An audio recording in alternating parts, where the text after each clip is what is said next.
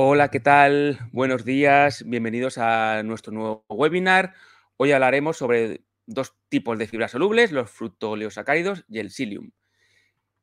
Como dice el título, tienen efecto prebiótico, estimulan el crecimiento de la flora beneficiosa intestinal y muchos otros beneficios que vamos a ir viendo ahora más adelante. Bueno, los fructooligosacáridos o FOS y también el psyllium o hispágula o planta o bata son productos de origen vegetal, son sinérgicos, actúan de forma conjunta mejorando sus propiedades y su base principal son que, bueno, están formados por fibras solubles, es decir, se disuelven en agua y eso nos va a aportar tanto humedad a lo que sea el sistema digestivo, a las heces, como van a ser alimento, van a tener un efecto prebiótico para nuestras bacterias de la flora intestinal. Veremos que son unas fibras con unas características muy positivas para el uso prolongado, a diferencia de otro tipo de fibras, y que se usan en una gran cantidad de problemática digestiva y no digestiva. Pues se puede usar en estreñimiento, en irregularidad intestinal, pero también se podría usar en problemas, por ejemplo, de control de azúcar o de control de apetito. ¿Vale? Ahí iremos viendo poco a poco las utilidades que tiene. Bueno, ¿qué es la fibra? Realmente la definición de la fibra es compleja porque depende también de lo que miremos o de en qué nos centremos. He buscado una definición que se ajusta, es bastante amplia y, bueno, engloba los principales, las principales características que tiene la fibra. Se trata de componentes de la dieta, ¿vale? Son componentes dietéticos que llegan al colon sin ser absorbidos, teniendo en cuenta un intestino humano sano. Es decir, se trata de nutrientes que el cuerpo no es capaz de digerir, nuestro sistema digestivo no es capaz de utilizar, teniendo un sistema digestivo, un intestino sano, que no tengamos problemas de falta de síntesis de enzimas o otro tipo de problemática. Bueno, pues entonces no puede ser, son sustancias que en principio no tienen un efecto fisiológico directo, no somos capaces de digerirlas, pero sin embargo sí que tienen una gran cantidad de beneficios, ¿vale? Porque son utilizadas por la flora residente en nuestro cuerpo para aportar una serie de beneficios. Vale, este concepto general, que es la fibra, cuando bajamos al detalle, pues vemos que son una cantidad de sustancias pues muy variadas. Nosotros las relacionamos principalmente con productos de origen vegetal, es así, pero no siempre, ¿vale? Pues en concepto de fibra, pues teníamos, por ejemplo, la celulosa, que forma parte de las paredes vegetales, hemicelulosas, también una variante de estas celulosas. Tenemos lignina, que sería, por ejemplo, pues las cortezas de los árboles, ¿vale? Tendríamos las pectinas, que son otras sustancias, unas tipo ceras que hay, por ejemplo, en la manzana. Tenemos las gomas, como tipo guar, los mucílagos, como el psyllium, que veremos ahora, el almidón resistente, aunque productos a base de almidón, el almidón generalmente lo podemos digerir, pero hay situaciones o o tipos de almidones que llegan al final del colon sin ser digeridos, ¿vale? A veces porque este almidón no se ha hidratado, no ha sido capaz pues bueno, de hacerse digerible o por otros motivos. Tenemos también la inulina, los fructooligosacáridos o FOS, y luego os marco también la carragenina, que es de origen vegetal, pero de origen, es una alga, ¿vale? Es de origen marino. La polidextrosa, que sería pues un componente es semisintético, ¿vale? Es una fibra semisintética. Y también teníamos fibras de origen animal, por ejemplo, el chitosan de los mariscos, de los caparazón de crustáceos. A nivel genérico, la cantidad recomendable de fibra a consumir diariamente sería de 25 a 35 gramos diarios. Y para poneros un poco en situación, en España se estima que la media de consumo de fibra es de 23 gramos diarios, ¿vale? O sea, nos faltaría un pelín a nivel general, ¿vale? Para alcanzar este mínimo, faltaría un poco. Bueno, clasificación de la fibra. También hay muchas clasificaciones. Nos hemos centrado en la que nos interesa aquí, porque nos va a definir gran parte de sus efectos, que es las de fibras insolubles y las de solubles, ¿vale? Las insolubles serían fibras que no se pueden disolver en agua, que tienen una fermentabilidad escasa o nula o muy baja, no son viscosas, no generan soluciones como los geles o los mucílagos que veremos a continuación. Tiene un efecto laxante principalmente por su capacidad de captar agua, aunque no son solubles, sí que captan agua, ¿vale? Entonces hidratan las heces, aumentan su volumen, con lo cual hacen que al tocar contra pues, las paredes intestinales, eso estimula también el movimiento intestinal. Em, Son irritantes de la mucosa, tienen residuos que son capaces de irritar la mucosa intestinal y con eso hacen pues que sea más reactiva y aumente el peristaltismo, el movimiento del intestino. Y tienen capacidad de disminución de absorción de grasas y de colesterol, ¿vale? Porque se fijan y definitivamente se fijan y los arrastran, ¿vale? A través de las heces. Tienen ejemplos de este tipo de fibras, por ejemplo, la lignina, que hemos visto antes, las hemicelulosas, parte de ellas, no todas, pero gran parte de hemicelulosas serían de este tipo, y la celulosa, por ejemplo. Esto abundaría, por ejemplo, en salvados, ¿vale? Los salvados de avena, de arroz, pues son típicos pues, que sean fibras insolubles. Pasamos a las que vamos a ver hoy principalmente, que son las solubles. Son fibras que se disuelven bien en agua, son fermentables, os lo marco en rojo, eso les genera o les hace que tengan un efecto prebiótico de estimulación de la flora beneficiosa. Son viscosas, ¿vale? Generan mucílagos y geles que hacen que tengan una mayor viscosidad y, bueno, hidratan también, ¿vale? Eso nos genera hidratación. Van a disminuir la velocidad de vaciado gástrico, ¿vale? Entonces, esto nos viene bien para enfermedades metabólicas como la diabetes y para dietas de pérdida de peso, para evitar tener hambre tan pronto. Van a aumentar el volumen de las heces, pero a diferencia de las insolubles, este efecto lo tienen principalmente porque favorecen el aumento de las bacterias beneficiosas, hacen que crezcan con ellas, aumenten su cantidad, y como las heces un 75% en fresco está formado por bacterias, pues claro, en gran parte vamos a aumentar este volumen. Generan ácidos grasos de cadena corta, acetato, propionato, butirato, que nos van a generar una serie de beneficios que veremos ahora. Y también disminuyen la absorción de grasas y colesterol. Hacen que las enzimas pues, no sean capaces de ser tan eficientes y también tienen un cierto efecto arrastre de estas sustancias. Ejemplos de fibras solubles, pues el psyllium que veremos ahora, la inulina, los fructosacáridos que veremos ahora y pectinas, por ejemplo. Vamos a las que queremos ver hoy. Por un lado tenemos los FOS, los fructooliosacáridos, que son fibras solubles que normalmente están presentes en bulbos, en tubérculos, principalmente tipo cebollas, ajos, alcachofas de Jerusalén o achicorias. Es un material de reserva de estas plantas. Y una vez aislado, tenemos un polvo normalmente blanco, blancuzco, es dulce, aunque es fibra que no absorbemos, es dulce, o sea, se toma de forma muy, muy fácil. Y además se disuelve en agua fácilmente, es muy fácil de tomar tanto por adultos como por niños, ¿vale? Se trata al final, la molécula de fructooliosacáridos son de cadenas cortas de fructosas, unidas por enlaces beta que no podemos digerir, con glucosas terminales, ¿vale? La diferencia entre el fructooliosacárido que veis aquí abajo y la inulina es el tamaño de la molécula. Realmente al final la inulina pues son cadenas de fructooliosacáridos mucho más grandes unidas. Los fructooliosacáridos normalmente oscilan de 10 a 20 unidades de fructosa, ¿vale? Suelen ser más o menos la cantidad que tienen. Las inulinas son moléculas mucho más largas, mucho más grandes. ¿Por qué hablamos de los fructooliosacáridos, no de la inulina? Bueno, a nivel de solubilidad, al ser más pequeñas, son más solubles que la inulina, y luego también estas moléculas son más fácilmente fermentables por la flora residente, porque ya están partidas, ¿no?, en unidades más básicas y lo utiliza más rápidamente la flora y más fácilmente la flora intestinal. Pero bueno, son moléculas similares, ¿vale? Simplemente varía el tamaño. El psyllium, Ispagula o Plantagoy ovata, lo que usamos es la cáscara.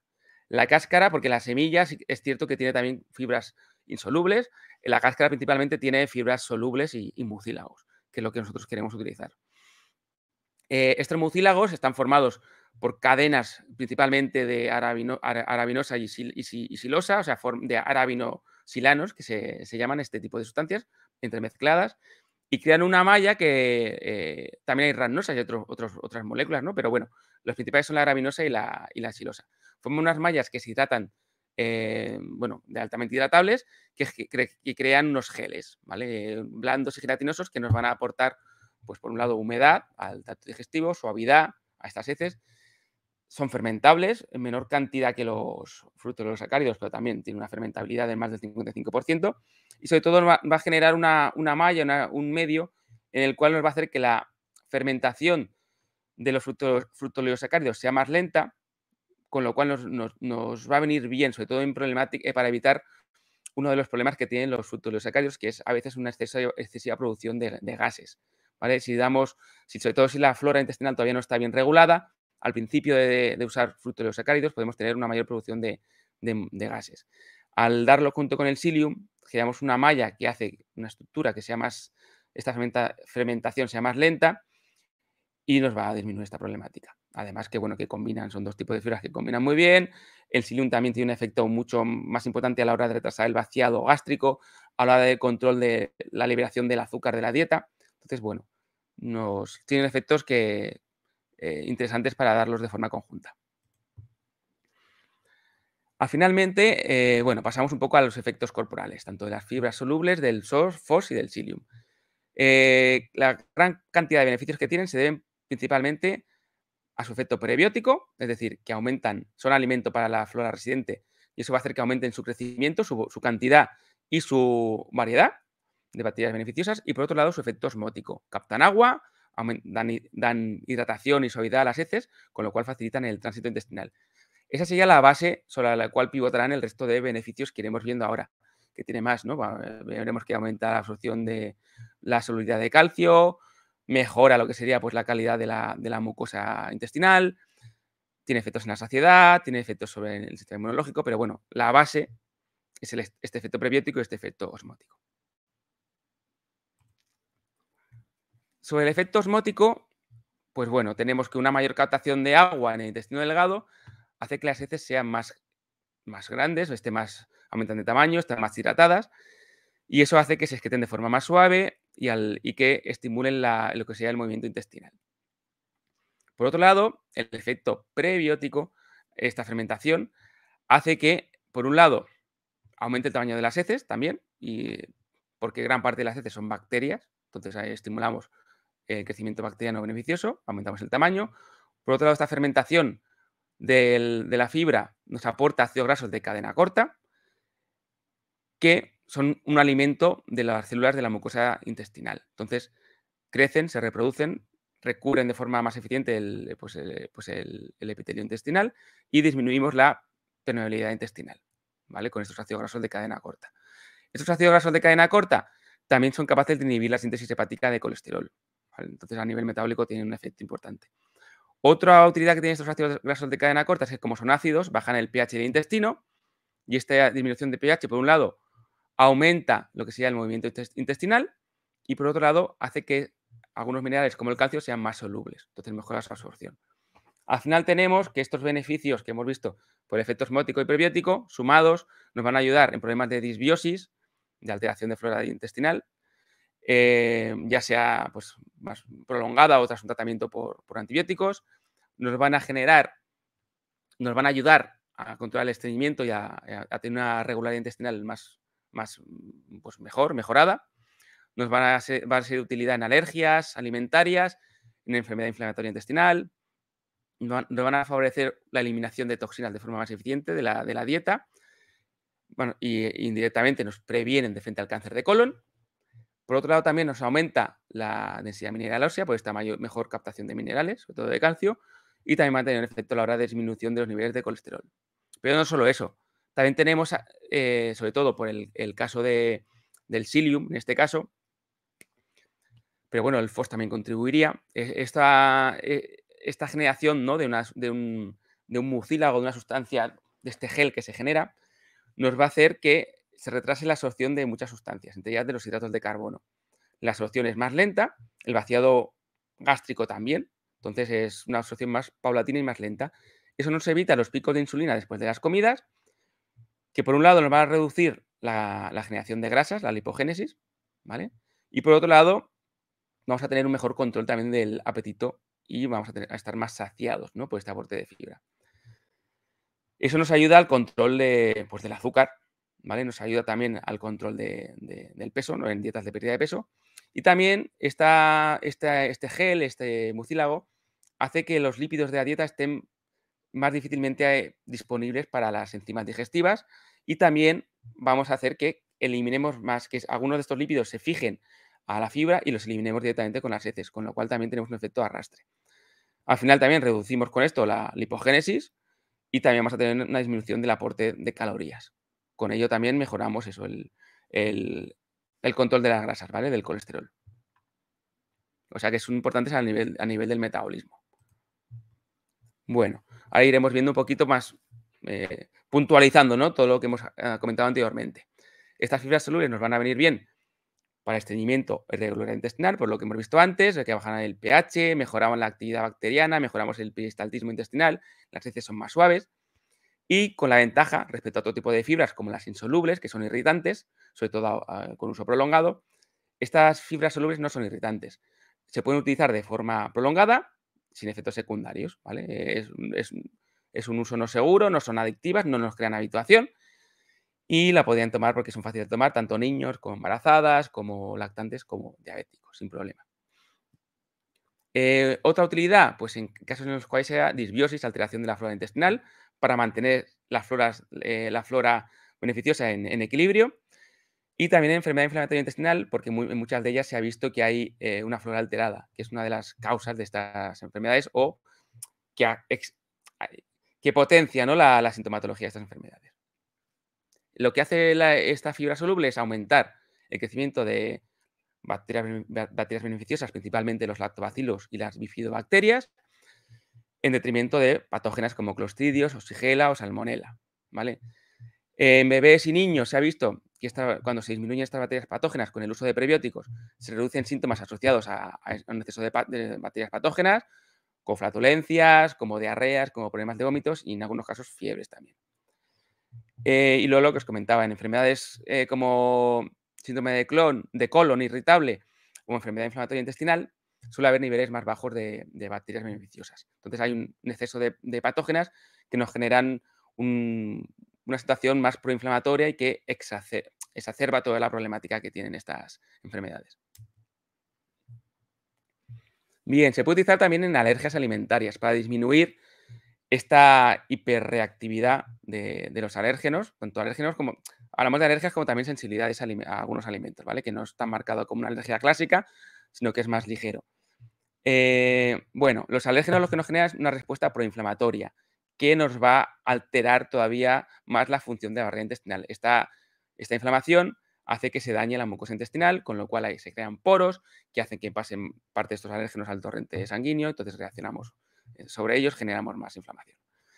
Vale, pues las fibras solubles lo que hace es, por un lado, generar ácidos grasos de cadena corta que estimulan las células epiteliales, estimulan su crecimiento, con lo cual cerramos estos poros, disminuimos hiperpermeabilidad, que nos viene bien para ser menos reactivos. Al mejorar esta mucosa intestinal también vamos a mejorar la capacidad de reconocimiento de antígenos, ¿vale? Y de anticuerpos y vamos a ser más selectivos también. Vamos a hacer que no reaccionemos tanto frente a los alérgenos. Por otro lado, eh, también nos van a favorecer este crecimiento de bacterias, que las bacterias sean capaces de degradar parte de estos alérgenos, ¿vale? Las bacterias beneficiosas. Y al mejorar también la mucosa, fomentamos una mayor generación de inmunoglobulinas de tipo A, que son las que responden frente a patógenos, frente a bacterias patógenas que pueda haber en la dieta. Y vamos a disminuir las inmunoglobulinas de tipo E, que son las que están involucradas en respuesta de tipo alérgeno, frente a alérgenos, ¿vale? Con lo cual vamos a regular un poquito pues, esta reactividad frente a los alérgenos de la dieta. También hemos visto que mejorábamos con la fibra soluble la densidad mineral ósea porque mejorábamos la absorción de calcio. Esta absorción de calcio mejorada se debe por varios motivos. Por un lado, por los ácidos grasos de cadena corta, que como son ácidos disminuyen el pH y hacen que sean más solubles algunos minerales como el calcio, entonces los absorbemos mejor. Por otro lado, porque mejoramos la integridad intestinal, con lo cual el efecto de captación de nutrientes selectivos es más eficiente. Por otro lado, también aumentamos la superficie de absorción, porque esos ácidos grasos de cadena corta hacen también que los microvilli, estos microvellos que tienen las células epiteliales, se estén más desarrollados y con eso aumentamos la superficie de absorción disponible a nivel intestinal. Aumentamos también la expresión de proteínas selectivas de absorción de calcio. Degradamos el ácido fítico, que es una sustancia que está presente sobre todo en elementos dietéticos vegetales, que se une al calcio y hace que no lo podamos absorber bien. Y también aumentamos la producción de vitamina K, porque la flora beneficiosa genera también vitamina K, que es la encargada de coger este calcio y fijarlo en el hueso. ¿Vale?